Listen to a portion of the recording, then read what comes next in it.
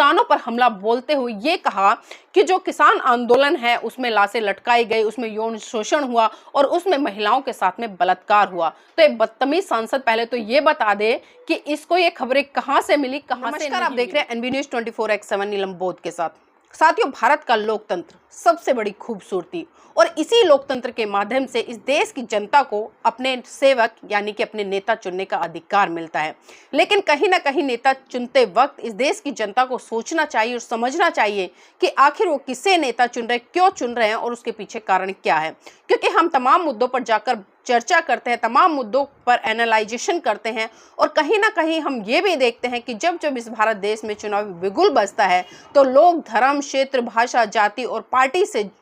ऊपर ना उठकर बल्कि अपनी जाति, क्षेत्र, भाषा के आधार पर और पार्टी के आधार पर वोट करते नजर आते हैं। और यही कारण है कि साथियों, हम कई बार ऐसे बड़ बोले, ना समझ, अनपढ़, गवार नेताओं को अपने सर पर बिठा लेते हैं जो कभी भी जनता के हितैषी नहीं होते, जिन्हें राजनीति का एबीसीडी नहीं पता होता, जिन्हें समाज सेवा का एबीसीडी नहीं पता होता और समय समय पर वो कुछ इस तरह की बयानबाजी कर देते हैं जिससे उनका कोई लेना देना नहीं होता, बस मुंह में जो आया वो उगल दिया। और एक कहावत भी आपने सुनी होगी कि जो बिटोड़ा होता है जब जब उसका मुंह खोलेंगे तो उससे गोसे यानी कि उपले ही निकलेंगे। और जो गोबर भक्त हैं उनके मुंह में तो इतना गोबर और दिमाग में इतना गोबर भरा पड़ा है कि उसकी कल्पना करना भी शायद मुश्किल सा हो गया। साथियों, मैं बात कर रही हूँ अभी नवनिर्वाचित सांसद भारतीय जनता पार्टी की कंगना रनौत, जो कि हिमाचल प्रदेश मंडी से सांसद है। अभी उन्होंने एक ऐसा बयान दिया जिसको लेकर पूरे देश में घमासान छिड़ गया। अगर मैं विपक्ष की बात करूं तो विपक्ष ने कंगना रनौत के बयान पर पूरी तरह से हमला बोल दिया। वहीं किसान आंदोलन के तमाम नेताओं ने कंगना रनौत के खिलाफ मोर्चा खोल दिया है और इस देश के जो तमाम जागरूक लोग हैं वो भी लगातार भारतीय जनता पार्टी को घेरते नजर आ रहे हैं और वो सवाल कर रहे हैं कि इतनी बदतमीज, निहायत घटिया मानसिकता की इस महिला को आखिर सांसद का टिकट क्यों दिया और इस देश की जो मंडी की जो जनता है किस आधार पर उन्होंने इसको इतने बड़े मार्जिन से जिताकर। साथियों, ये महिला वो है जिसमें कोई योग्यता नहीं है, किसी तरह का भी मतलब एक तरह से जनता का प्रतिनिधित्व करने का सामर्थ्य नहीं है। और हमने देखा और पढ़ा भी इसके बारे में कि अपनी अय्याशियों को पूरा करने के लिए किस तरह से अपने घर को छोड़कर भाग गई। और साथ ही जब इसने फिल्म इंडस्ट्री में कदम रखा तो आपने देखा कि किस तरह से शरीर को परोसते हुए अश्लीलता का परिचय देती नजर आई। तमाम इसकी ऐसी फिल्में आपने देखी होंगी जिसमें कि अर्धनग्न वस्त्रों में ये नजर आई। तो साथियों, ऐसी महिलाओं से आखिर हम क्या उम्मीद लगा सकते हैं कि वो देश के किसानों को या देश की जनता की भावनाओं को समझेगी। जी हाँ साथियों, मैं बात कर रही हूँ अभी जिस तरह से भारतीय जनता पार्टी की इस नवनिर्वाचित नई नवेली और बदतमीज सांसद ने जो किसानों को लेकर बयान दिया, और ये बयान साथियों पहली बार नहीं दिया है इसने, क्योंकि इस महिला का तो मानना ये था कि भारत 2014 में आजाद हुआ। हंसी आती है इस तरह की महिलाओं की स्टेटमेंट सुनकर जिनको ये नहीं पता कि भारत कब आजाद हुआ, कब नहीं हुआ। मतलब इसने तो मोदी को ही सर्वे सर्वा घोषित कर दिया एक तरह से कि मोदी जी प्रधानमंत्री बने तो 2014 के बाद में भारत आजाद हुआ।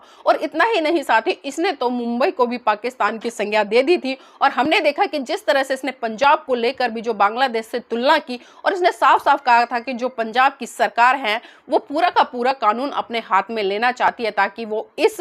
पूरे पंजाब को बांग्लादेश में कन्वर्ट कर सके और जिस तरह से धर्म परिवर्तन हो रहा है उसको भी आसानी से वो करा सके। साथियों, इसकी जुबान यही नहीं थमी। अभी जिस तरह से दैनिक भास्कर में ये इंटरव्यू दे रही थी और जब पत्रकार ने इससे कुछ सवालों को लेकर पूछा और खासकर बांग्लादेश के प्रकरण को लेकर पूछा क्या भारत में ऐसी स्थिति हो, तो तब इस मुंह फट बदतमीज सांसद ने देखिए किसानों पर हमला बोलते हुए ये कहा कि जो किसान आंदोलन है उसमें लाशें लटकाई गई, उसमें यौन शोषण हुआ और उसमें महिलाओं के साथ में बलात्कार हुआ। तो एक बदतमीज सांसद पहले तो ये बता दे कि इसको ये खबरें कहां से मिली, कहां से नहीं मिली, और कौन सा इस देश का जो नागरिक है जिसने की इस तरह की खबरें देखी हो या राज्य की तमाम सरकारें या पुलिस प्रशासन है उसने इस तरह की खबरें सुनी हो। मतलब जो मुंह में आया बक देना है, सोचना नहीं है कि इसका क्या प्रभाव होगा क्या नहीं। मतलब इसने एक तरह से किसानों को बलात्कारी घोषित कर दिया। और इतना ही नहीं, इसने यहां तक कह डाला कि जो किसान आंदोलन कर रहे थे उसके पीछे इनका हाथ नहीं था बल्कि जो विदेशी शक्तियां थी, चीन और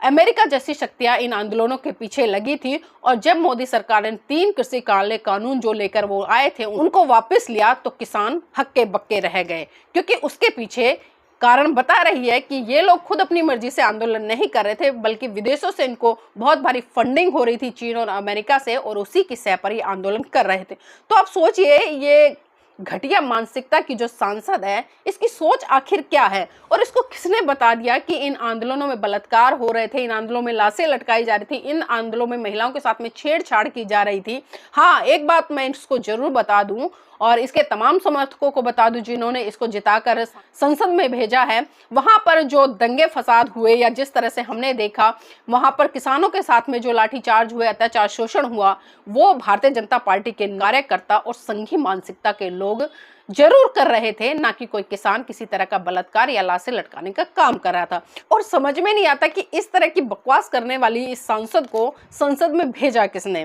और साथ ही पहला प्रकरण नहीं है, अभी जिस तरह से नवनिर्वाचित होकर ये संसद में गई थी, और संसद में भी हमने देखा कि जिस तरह से माननीय स्पीकर जी ने इसको लताड़ते हुए, डांट फटकारते हुए बिठाया, ये प्रकरण भी आप सभी ने देखा होगा। और साथ ही ये समय समय पर इस तरह की विवादित टिप्पणी देती है। और सबसे बड़ी बात यह है कि जब विपक्ष ने हमला बोला, और खासकर जब कांग्रेस पार्टी की तरफ से तमाम नेताओं ने इस पर हमला बोला और किसानों ने हमला बोला, और यहाँ तक कि जो विपक्ष में इंडिया गठबंधन बैठा, उसने तो सीधा सीधा हमला बोल दिया और साफ साफ निर्देश दे दिए कि इस तरह की बदतमीज महिलाओं पर एनएसए लगाकर इसको देश से बाहर किया जाए और इसको जल्दी से जल्दी सलाखों के पीछे डालने का काम किया जाए। इसी कड़ी में कांग्रेस पार्टी की जो नेता है सुप्रिया, उसने भी बीजेपी को घेरते हुए सवाल खड़े कर दिए और ये कहा कि अपनी जो नई नवेली सांसद है उससे वो कान पकड़कर माफी मंगवाए, और इसने जो स्टेटमेंट दी है उसको तुरंत वापस लेने का काम करे, और भारतीय जनता पार्टी इसकी तुरंत सदस्यता रद्द करे और इसकी सांसदगी खत्म करे। तो साथ ही यहाँ तक जो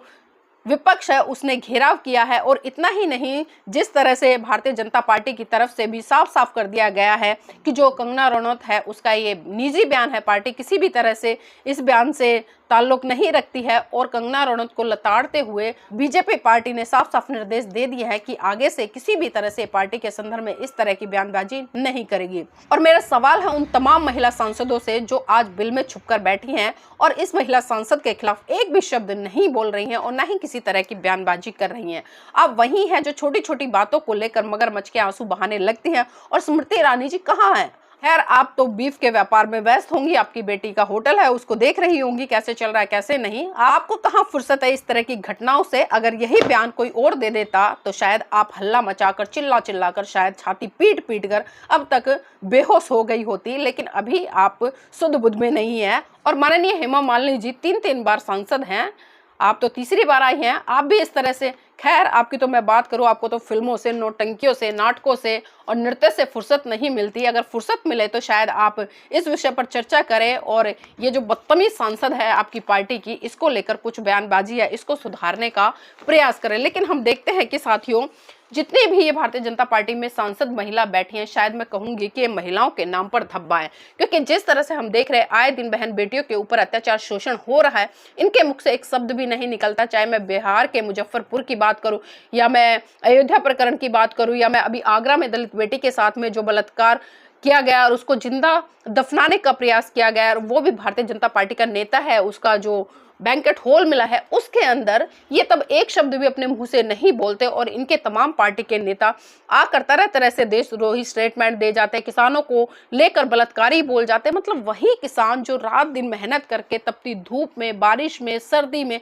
आपके लिए अन्न उगाते हैं, आपका पेट भरने का काम करते हैं, लेकिन उन्हीं अन्नदाताओं को आप बलात्कारी जैसे शब्दों से संबोधित करते हैं। तो आप कह देते हैं कि किसान आंदोलन में लाशें लटकाई जा रही थी, किसान आंदोलन में यौन शोषण हो रहा था। तो मूर्ख हो, होम मिनिस्ट्री आपके पास है, पुलिस प्रशासन आपके पास है, सरकार आपके पास है, तो आप सबूतों के आधार पर अगर ये चीजें हो रही थी तो तमाम नेताओं को, तमाम आंदोलनकारियों को सलाखों के पीछे डालो, अगर आप में इतना ही दम है। क्योंकि हम अच्छे से जानते हैं कि आपकी जो सांसद है इतनी बदतमीज और इतनी वाहियात है, जिसे बोलने तक की तमीज नहीं है, और जिसे ये तक नहीं पता कि भारत तो 2014 में नहीं बल्कि 1947 में आजाद हुआ था। तो ऐसी महिला से हम क्या कर सकते हैं। तो साथ ही मैं चाहूंगी कि तमाम किसान नेता और विपक्ष और तमाम जो विपक्षी पार्टियां हैं इस घटनाक्रम को संज्ञान में लेते हुए इस पे एनएसएफ के तहत मुकदमा दर्ज कराए और इसको सलाखों के पीछे डालने का काम करे, और इसकी जो संसदीय सदस्यता है उसको भी रद्द करने का काम करे, और भारतीय जनता पार्टी तुरंत इसको संज्ञान में लेकर इसको अपनी पार्टी से बाहर करे और इसको संसद पद से भी निरस्त करे। ताकि अन्य नेता कोई भी इस तरह की बयानबाजी ना करे, और अगर कोई करे भी जाने अनजाने में तो वो 100 बार सोचे कि उसका परिणाम क्या होगा।